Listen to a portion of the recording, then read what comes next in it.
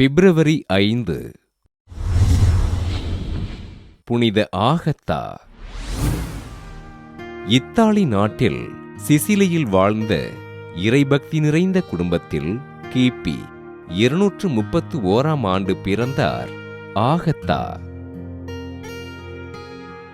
சிறுவயது முதல் இறைபக்தியும் அழகும் நிறைந்த ஆகத்தா திருமணம் முடிக்க மறுத்து தன் வாழ்வினை இறைவனுக்கு அர்ப்பணித்து வாழ்ந்தார்.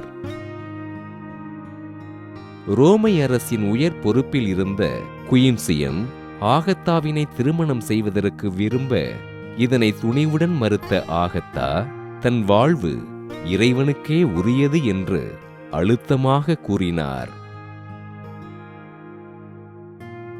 கிறிஸ்தவர்கள் துன்புறுத்தப்படப்பட்ட காலத்தில் இவரை குயின்சியன் மிரட்டி பணிய வைக்க முயல எதற்கும் அசைந்து கொடுக்காத ஆகத்தா குயின்சியனால் மிக கடுமையாக துன்புறுத்தப்பட்டார்.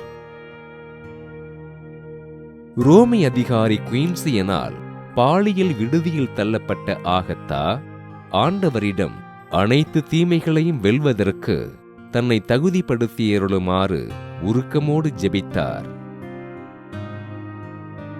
குயின்சியன் ஆகத்தாவை மீண்டும் திருமணம் செய்து கொள்ளுமாறு வற்புறுத்த ஆகத்தா இசைவு தராததால் அவரது மார்பகத்தை அறுத்து மிக கடுமையாக துன்புறுத்தி சிறையில் அடைத்தான்.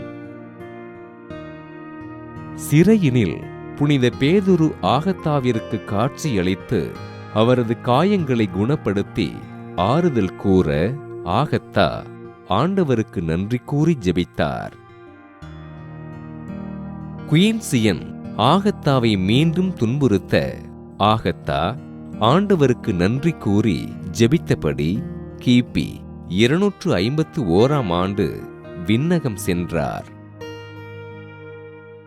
தனது உடலும் ஆன்மாவும் இறைவனுக்கே உரியது என்று கூறி தன் வாழ்நாளின் இறுதி வரை ஆண்டவரை அன்பு செய்து வாழ்ந்த ஆகத்தாவினை திரு அவை புனிதராக உயர்த்தி மார்பக புற்றுநோய் உள்ளவர்களின் பாதுகாவலராக அறிவித்தது.